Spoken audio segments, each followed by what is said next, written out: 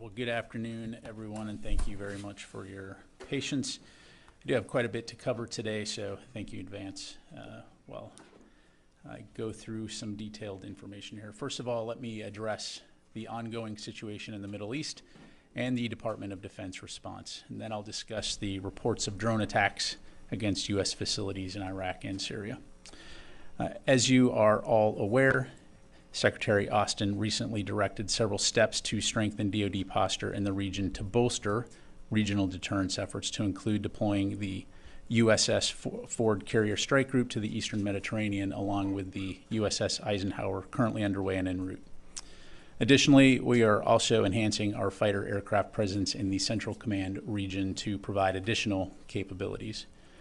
By posturing these U.S. naval assets and advanced fighter aircraft in the region, we aim to send a strong message intended to deter a wider conflict, to bolster regional stability, and of course to make it clear that we will protect and defend our national security interests. To that end, the crew of the guided missile destroyer USS Carney, operating in the northern Red Sea earlier today, shot down 3 land attack cruise missiles and several drones that were launched by Houthi forces in Yemen. This action was a demonstration of the integrated air and missile defense architecture that we have built in the Middle East, and that we are prepared to utilize whenever necessary to protect our partners and our interests in this important region. There were no casualties to U.S. forces, and none that we know of to any civilians on the ground. Information about these engagements is still being processed.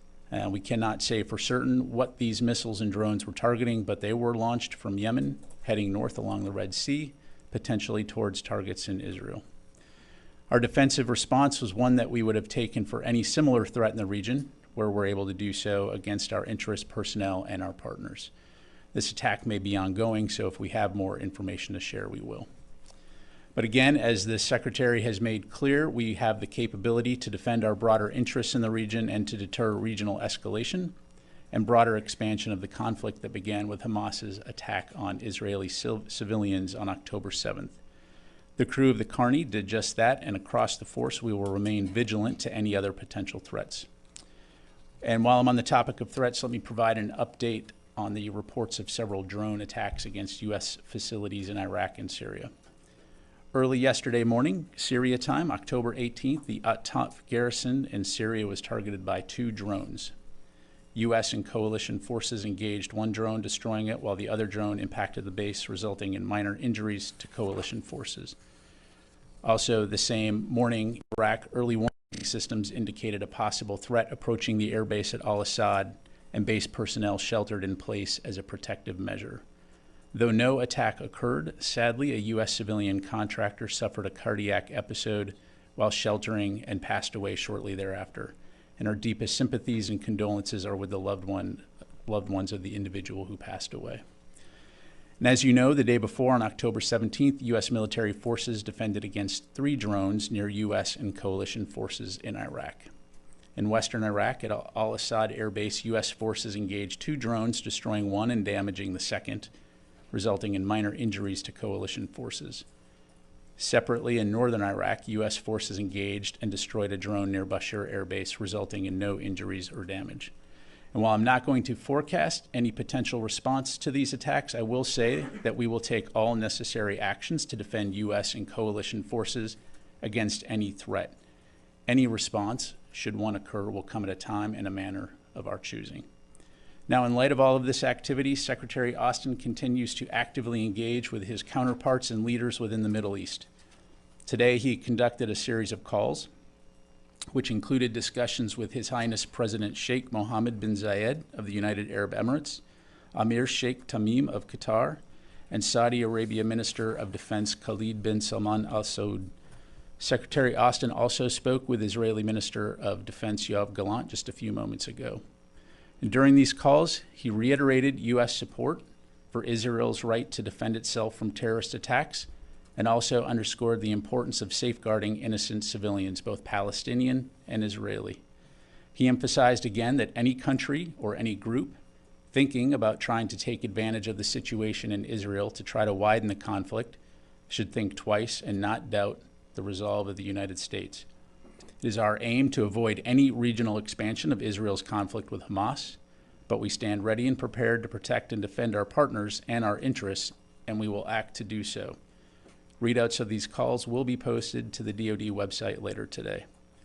And with respect to U.S. support to Israel, the first shipments of military aid, including munitions, began arriving in Israel last week and continue to arrive on a near daily basis. This assistance is comprised of capabilities requested by Israel to include precision-guided munitions, such as joint direct attack munitions, small diameter bombs, 155 millimeter artillery ammunition, and other categories of critical equipment. In addition, Iron Dome interceptors from stocks that the United States has in country have been quickly provided to Israel.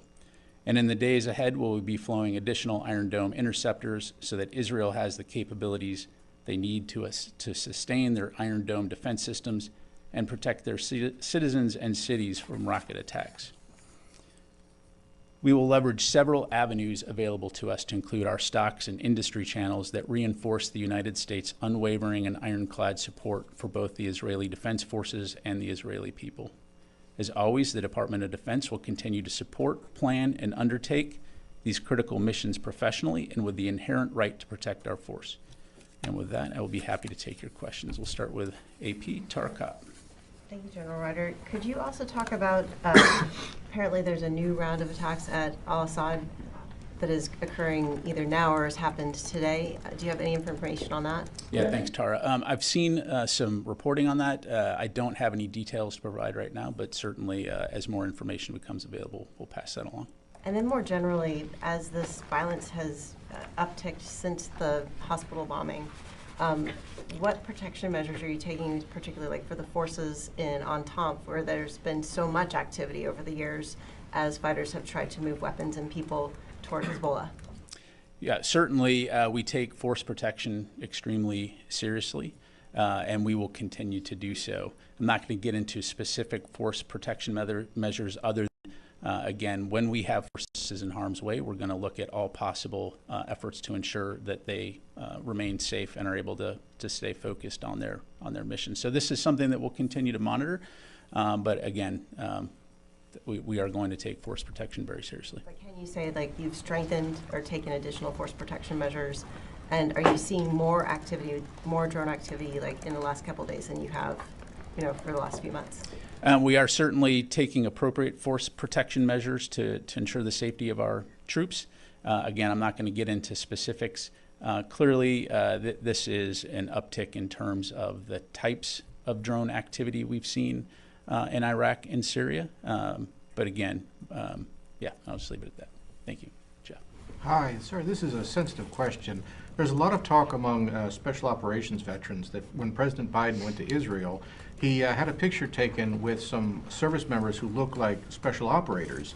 Can the Defense Department confirm, the White House took this picture down, that these were in fact special operators? And if so, are they, is there a policy against having special operators have their picture taken? Yeah, thanks, Jeff. I'd have to refer you to the White House on that. I just don't have any information to provide. Thank you. Let me go here to Dan, and then we'll come to leaders. Thank you, General. These attacks in Syria and Iraq, the Pentagon commonly or often ascribes the blame on those to Iranian-backed militias or some similar description. Do you have the sense that's the case here? So we're continuing to assess the nature of these attacks, and that's something that we'll continue to look very closely at. As you've mentioned, in the past we have seen Iranian-backed militia conduct these types of things, but as of right now, I don't have any specifics to provide. More broadly related on Iran, do you have any update on whether or not you see Iran directly tied to the Hamas attack of October 7th? No. At this point, again, the information that we have does not show a direct connection to the Hamas attacks on October 7th. As it relates to Iran, again, that's something that we'll continue to look closely at. All that to say, we do know, as you've heard others say, that Iran has a significant relationship with Hamas in terms of funding, training, and support. And so, again, in that regard, they certainly bear some responsibility. But again, no direct linkage to these attacks, and we'll continue to keep an eye on that. Let me go to Idris. Just a clarification about the USS Carney. You said can't say for certain where or what the missiles were targeting. Can you say that do you believe that they were targeting the Carney, or do you believe they were not targeting the Carney at this point? Again, what I provided at the top right now is what we know. Again, we'll continue to assess this. Can you talk about what naval assets you have in total in the Eastern Med and Red Sea? I think there was the USS Mount Whitney yesterday that went there. How many ships do you have in total in the region right now? Sure. So I'm not going to provide a laydown of all of our forces in the region, Idris, other than to say, as you know, that the USS Gerald Ford Strike Group does remain underway in the Eastern Mediterranean. The USS Mesa Verde is in the Mediterranean as well. We've got, as I mentioned at the top, the Eisenhower transiting the Atlantic Ocean right now en route to the Eastern Mediterranean. The Carter Hall and the Baton currently remain underway in the Gulf of Aden. I know there's been some questions about that, and I'm just going to leave it at that for right now. Yes, sir. Earlier today, the State Department issued kind of a worldwide caution alert for Americans abroad. Given what we were talking about, some of these drone attacks and attacks on other U.S. facilities abroad, I'm curious, is there going to be some sort of blanket warning for U.S. service members and their families? Are there any fears that these attacks will be more geared towards U.S. service members, even if not just in the Middle East, but more broadly worldwide? Yeah, so I'm not tracking any specific threats in that regard. Obviously, as I mentioned earlier, we do take force protection seriously no matter where we're serving, and so we'll continue to do that. No general warning like State did. Again, two separate things, right, in terms of State Department and its responsibility to warn U.S. citizens. The U.S. military, by virtue of our mission, wherever we're serving, we're going to take appropriate force protection measures. But I'm not right now aware of any specific threats against U.S. service members and their families, which is what I think you're asking. Megan, I'm sorry, did you have a question? Okay, let me go to the phone here real quick. Let me go to Gordon Lewbold, Wall Street Journal. Yeah, just two questions. One is on attribution. Is there any reason to think that the perpetrators behind these attacks are not what they have been in the past? I know you're still investigating, but I'm just wondering if there's any reason to think there'd be anything different. One, and two, just to clarify, was there any American aircraft or other property damaged in any of these attacks? I can't remember if you said it specifically or not. Thanks, Gordon. So in terms of the attribution for these attacks, again, that's something that we're continuing to look at. And I'm not going to have any information to provide right now in terms of the impacts of those attacks beyond what I've provided. All right, let me go to Rebecca from BBC. Hi, thanks for taking the question. I wondered if you can confirm or you had any comments on these reports that the IDF has been given the green light to enter Gaza. So I've obviously seen the press reports on that. I'm not sure what that means as it relates to IDF operations. I would refer you to them to talk about their operations. Thank you. Let me go to Courtney. The American or the contractor who died of the cardiac event, was he or she an American citizen? I will get back to you on that. And then, can you say how many drones were shot down, and what did the Carney use to shoot down the cruise missiles and the drones, please? Yeah, thanks. So I don't have any information to provide on the specifics in terms of what system the Carney used to take down. So if we're able to make that information available, we will. And then in terms of the number of drones, I think I kind of laid that out, right? Several, yeah, that's about as specific as I can get right now. Okay, and then just one other, I think this is Idris's question, but I may be wrong. You said that you don't see any direct connection to this uptick in these recent attacks and to October 7th, but I wonder if you see any connection to this uptick, because it really, this is a departure from where it's been for the past several months. If you see any connection to what's happened after October 7th. So to the fact that the Israelis are talking about a massive ground invasion, they're already doing these airstrikes. Is it tied to that potentially? Yeah. So the reality is, Courtney, I don't want to allow my imagination to fill in the gaps and the supposition. Clearly, there are tensions in the region, which is why you see us working so hard right now to make sure that we're keeping lines of communication open with regional leaders, to make sure that we're sharing information, and also for actors in the region to understand our message loud and clear about deterrence to prevent potential miscalculation. Again, as we continue to look at this and analyze the nature of these attacks and attribute these attacks, we'll certainly know more. But that's where we're at right now. In the meantime, again, our focus is going to be continuing to ensure that we are deterring a potential broader regional conflict, as I mentioned, and also continuing to work closely with Israel to ensure they have what they need to defend themselves against future terrorist attacks. Fadi. Thank you, General. So when you talked about the interception, you said this is a demonstration of the integrated air and missile defense. Were other nations or partners in the region, did they contribute one way or the other to the interception, whether through information, radar? What did you mean by that? So Fadi, as you know, I mean, we obviously, the United States works with a lot of partners in the region and broadly speaking have integrated air defense capabilities. And so in this particular case, the USS Carney, as I highlighted, determining this threat, was able to take that threat out. And that's about as specific as I can get. This was in partnership with other... Yeah, I don't have any other information on that. And then on the hospital, the president, as you know, mentioned the data from the DoD to say Israel wasn't responsible.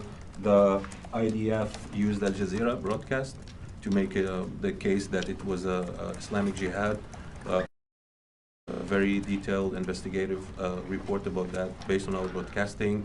The missile that they claimed it was a jihad missile was actually intercepted 7 minutes before the hospital was targeted. Channel 4, UK, they're saying even though there's not a big rate and I'm sorry, but if you don't mind, just to get to the question. My point is there's lots of questioning of what the president claimed and what the Israelis are saying, noting that many hospitals have been targeted, civilian and UN facilities by Israel. Are you willing to share the data that you have that the president used? So let's a couple things here. So first of all, don't conflate other reporting and media reporting with where we're necessarily getting our information from, right? We certainly have our own capabilities, some of which does include open source information, but we have other capabilities, and as you know, the White House put out a statement yesterday on this topic. So when it comes to informing our senior leaders, we are using our own information to make those assessments. And as you've heard us say right now, based on the information that we have, it is our assessment that Israel was not responsible for that explosion. We're continuing to assess that. Initial indications are that this was from an errant rocket that was launched by the Palestinian Islamic Jihad. But again, we're going to continue to assess this, and that's where we're at on this particular topic right now. But again, just to reassure you, we're not necessarily relying on other reports or media reports to come to those conclusions. That wasn't my question. My question is the department, because under international law, this is a war crime, regardless who did it, right? So is the department willing to share the data that it has to? Right now, I'm sharing with you what we have, and that's where we're at. So if we have more to provide, we certainly will. But yes, Laura. Thank you. Just some clarifications. In Syria and Iraq, can you say a little bit more about how they took out the drones?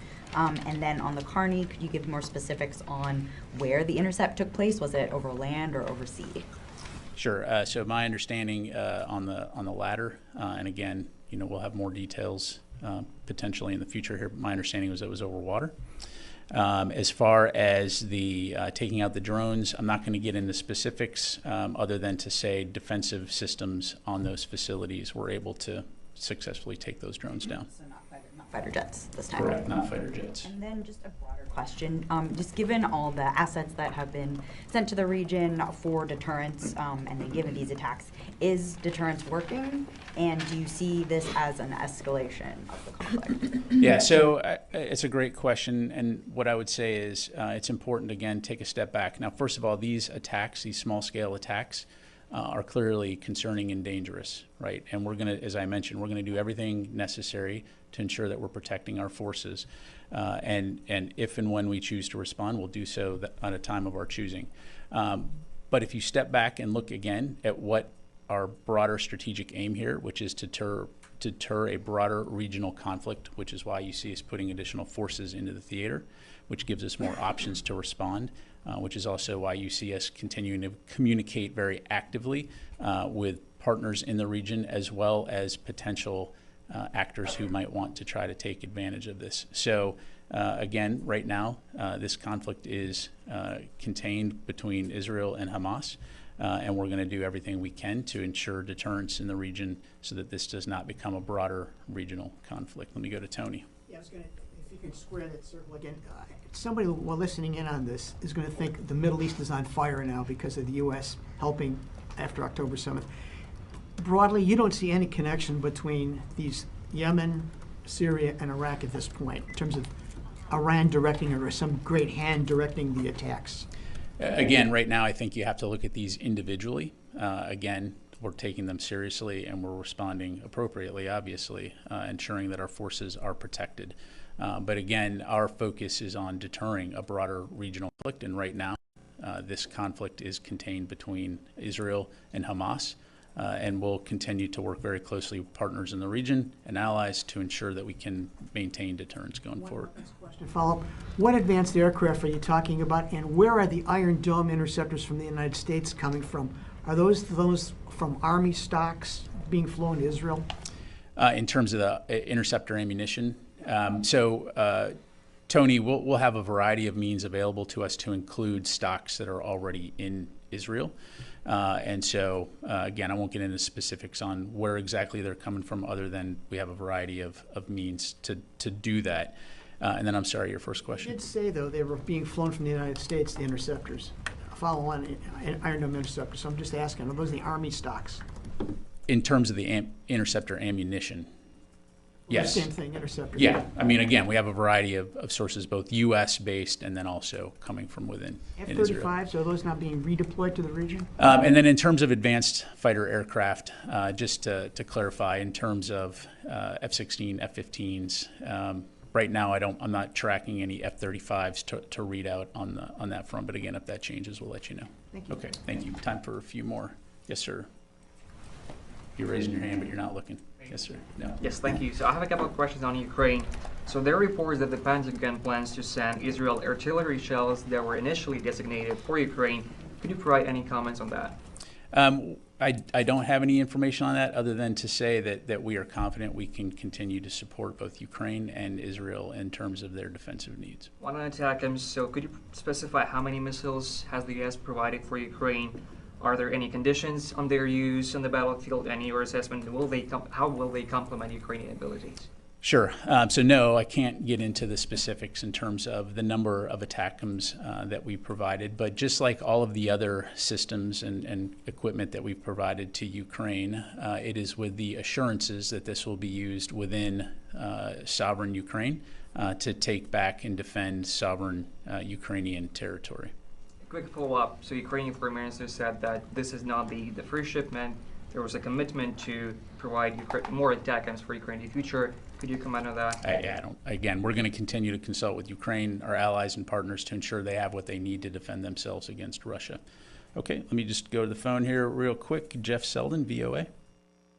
Thanks very much for doing this. You've spoken a little bit about the military attacks in the region, the drone attacks, the missiles launched by the Houthi, but to what extent is the Pentagon worried about some of the non-military or non-militant group activity, like some of the protests that are looking at U.S. targets, embassies, the bigger concern that maybe there's a coordinated push between kinetic means and other people pushing buttons to inflame tensions in the region. And then also, in the past, the Pentagon has been part of the effort to declassify information to push back against narratives like with Russia. Is the Pentagon pushing for any of or advocating declassifying information with the bombing at the Al-Ali hospital, since the narrative that Israel did bomb the hospital has inflamed tensions so much? Yeah, thanks, Jeff. So on your latter question, again, as I mentioned to Fadi, when and if we have more information to provide on that, we certainly will. I just don't have any additional information at this time. As it relates to the broader Middle East region and around the world, of course, we always take safety and security of our citizens very seriously. We will continue to stay in close consultation with State Department. It is clearly something we're keeping an eye on. We recognize that there are tensions right now in the Middle East and throughout the broader region.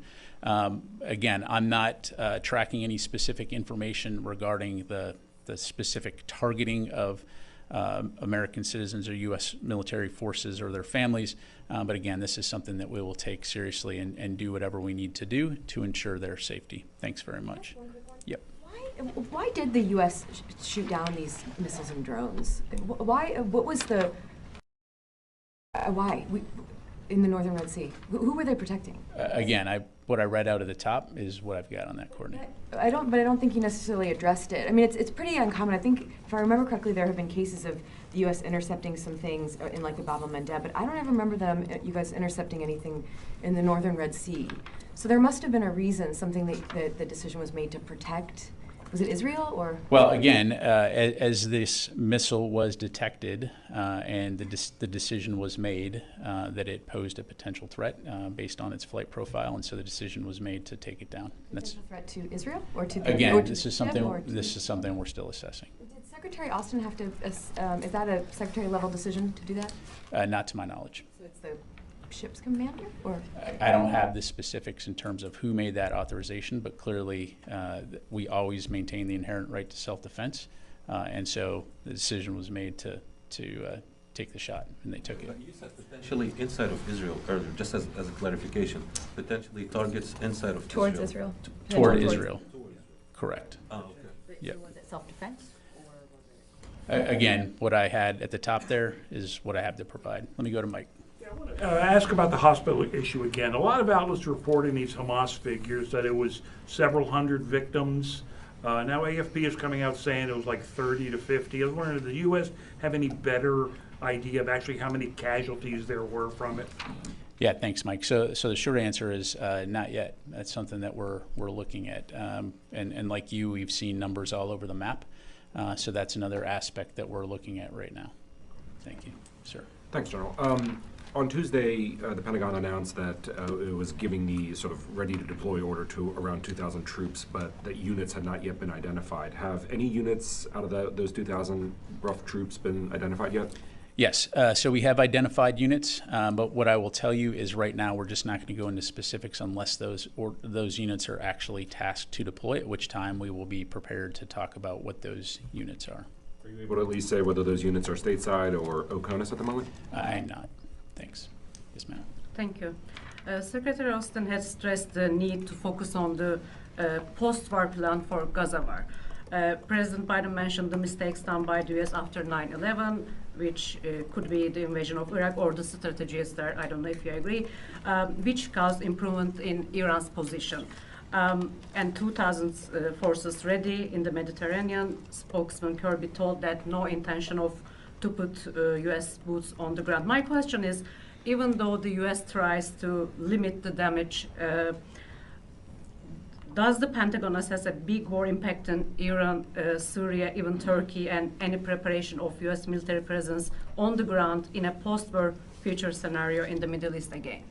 I'm not sure I understand what you're asking.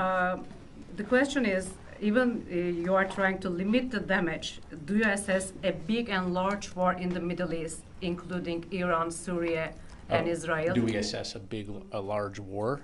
Yes. That's exactly what we're trying to prevent, right? I mean, that is the United States clearly working with our international allies and partners around the world to ensure regional stability and security, to prevent conflicts from becoming regional.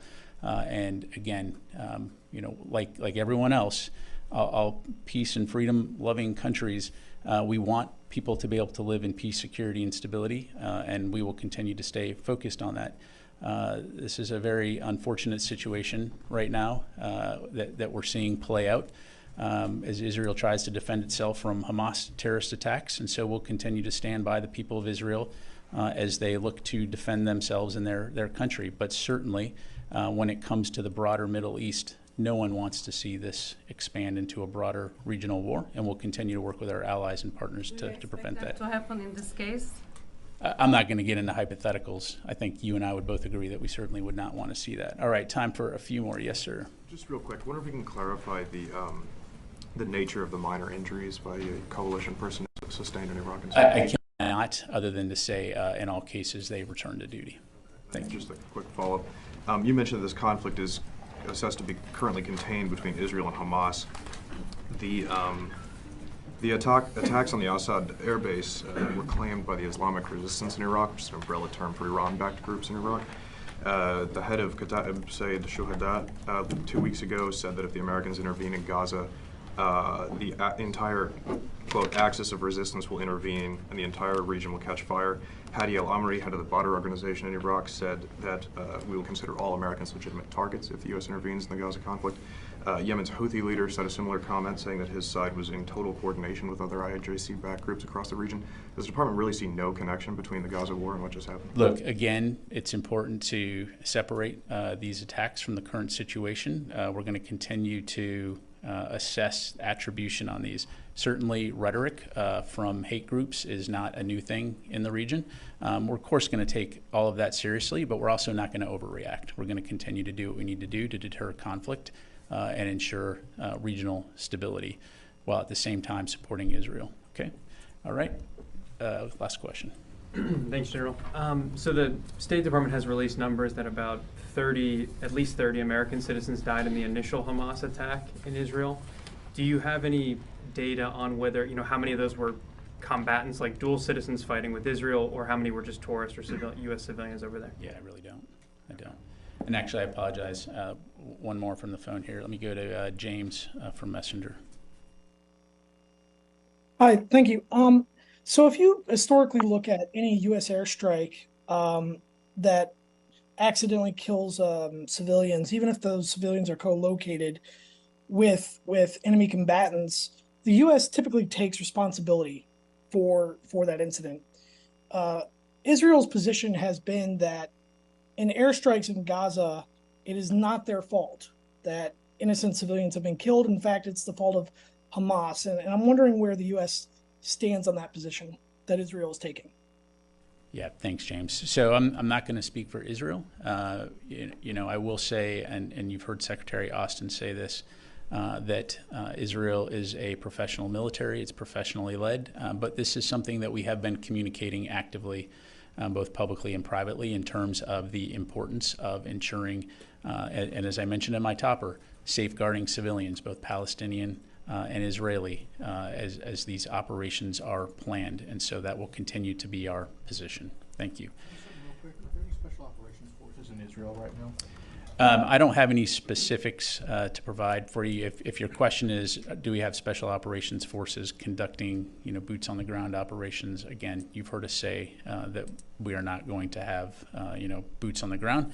But I don't have anything. We are providing planning and intelligence support to the Israelis as it pertains to hostage recovery.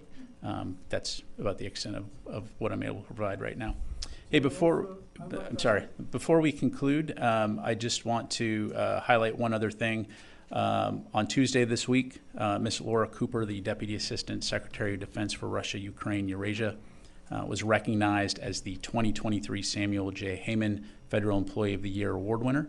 And since the start of Russia's invasion of Ukraine, Deputy Assistant Secretary of Defense Cooper and her team have led the response by the U.S. and a coalition of some 50 countries to secure critical military aid for Ukraine at an unprecedented pace. Also known as the Oscars of Government Service, the SAMMys are the premier awards and recognition program for federal employees. And so on behalf of the Secretary of Defense and the entire DoD, we want to congratulate Ms. Cooper on this significant professional accomplishment. Thank you very much, ladies and gentlemen.